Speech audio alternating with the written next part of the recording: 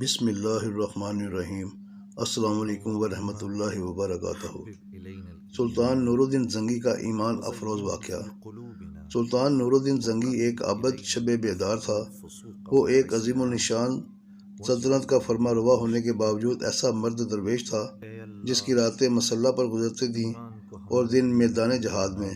وہ عظمت و کردار کا ایک عظیم پیکر تھا جس نے اپنی نوک شمشیر سے تاریخ اسلام کا ایک روشن باب لکھا۔ سلطان نور الدین زنگی رات کا بیشتر حصہ عبادات و مناجات میں گزارتا تھا۔ اس کا معمول تھا کہ نماز عشاء کے بعد کثرت سے نوافل پڑھتا اور پھر رسول اکرم صلی اللہ علیہ وسلم پر سینکڑوں مرتبہ درود بھیج کر تھوڑی دیر کے لیے بستر پر لیٹ جاتا۔ چند ساعتوں کے بعد پھر نماز تہجد کے لیے کھڑا ہوتا اور صبح دیر تک نہایت خشوع و خضوع کے ساتھ عبادت میں مشغول رہتا۔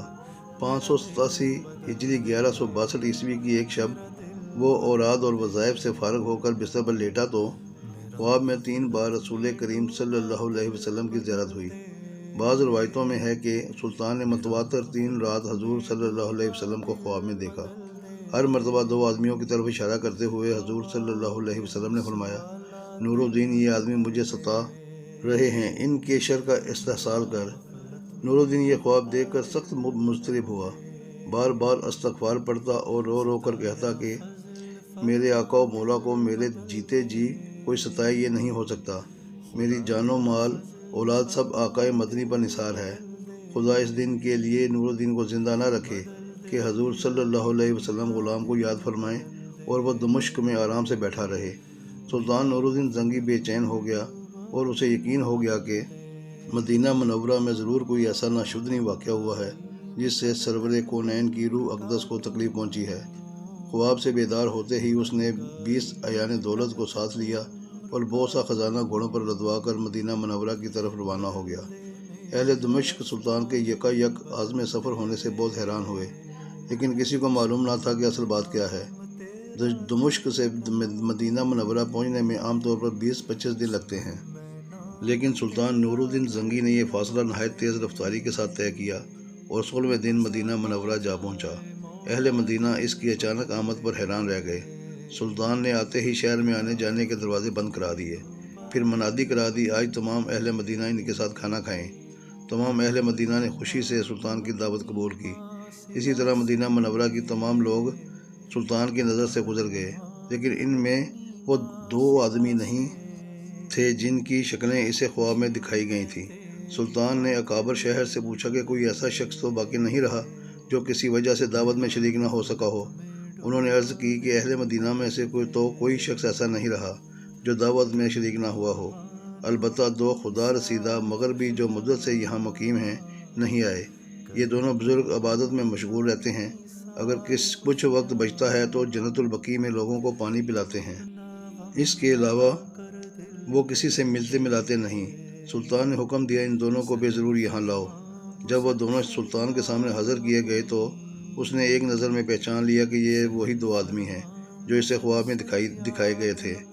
انہیں دیکھ کر سلطان کا خون کھول اٹھا، لیکن تحقیق خاص ضروری تھی کیونکہ ان کا لباس زاہدانہ اور شکل و صورت مومنوں کی تھی۔ سلطان نے ان دونوں سے پوچھا کہ تم دونوں یہاں کہاں رہتے ہو؟ انہوں نے بتایا کہ روضہ اقدس کے قریب ایک مکان کرایہ پر لے رکھا ہے اور اسی میں ہر وقت ذکر الہی میں مشغول رہتے ہیں۔ سلطان نے ان دونوں کو وہیں اپنے آدمیوں کی نگرانی میں چھوڑا اور خود اکابر شہر کے ہمراہ اس مکان میں جا پہنچا۔ یہ ایک چھوٹا سا مکان تھا جس میں نہایت مختصر سامان مکینوں کی زاہدانہ زندگی کی شہادت دے رہا تھا۔ اہل شہر ان دونوں کی تعریف کر رہے تھے اور بظاہر کوئی چیز قابل اعتراض نظر نہیں آتی تھی، لیکن سلطان کا دل مطمئن نہیں تھا۔ اس نے مکان کا فرش ٹھونک بجا کر دیکھنا شروع کیا۔ یکا یک سلطان کو ایک چٹائی کے نیچے فرش ہلتا ہوا محسوس ہوا۔ چٹائی ہٹا کر دیکھا تو ایک چوڑی سیل تھی، اسے سرکایا گیا تو ایک خوفناک انکشاف ہوا۔ یہ ایک سرنگ تھی جو روضہ اقدس کی طرف جاتی تھی۔ سلطان سارا معاملہ فوراً سمجھ گیا اور بے اختیار اس کے منہ سے صدق اللہ و صدق رسول النبی الکریم نکلا۔ سادہ مزاج اہل مدینہ بھی ان بھیڑ نما بھیڑیوں کی یہ حرکت دیکھ کر ششدر رہ گئے۔ سلطان اب قہر و جلال کی مجسم تصویر بن گیا اور اس نے دونوں ملعونوں کو زنجیروں میں جکڑ کر اپنے سامنے لانے کا حکم دیا۔ جب وہ سلطان کے سامنے پیش ہوئے تو اس نے ان سے دریافت غضبناک لہجے میں مخاطب ہو کر پوچھا، سچ بتاؤ تم کون ہو اور اس ناپاک حرکت سے تمہارا کیا مقصد ہے؟ دونوں ملعونوں نے نہایت بے شرمی اور بے ڈھٹائی سے جواب دیا، اے بادشاہ، ہم نصرانی ہیں، یعنی روایتوں میں ہے کہ یہ دونوں یہودی تھے اور اپنی قوم کی طرف سے تمہارے پیغمبر کی لاش چرانے پر مامور ہوئے ہیں۔ ہمارے نزدیک اس سے بڑھ کر اور کوئی کار ثواب نہیں ہے، لیکن افسوس کہ عین اس وقت جب ہمارا کام بہت تھوڑا باقی رہ گیا تھا تم نے ہمیں گرفتار کر لیا۔ ایک روایت یہ ہے کہ یہ سرنگ حضرت عمر کے جسد مبارک تک پہنچ چکی تھی، یہاں تک کہ ان کا ایک پاؤں ننگا ہو گیا تھا۔ سلطان کا پیمانہ صبر لبریز ہو گیا، اس نے تلوار کھینچ کر ان دونوں بدبختوں کی گردنیں اڑا دیں اور ان کی لاشیں بھڑکتی ہوئی آگ کے الاؤ میں ڈلوا دیں۔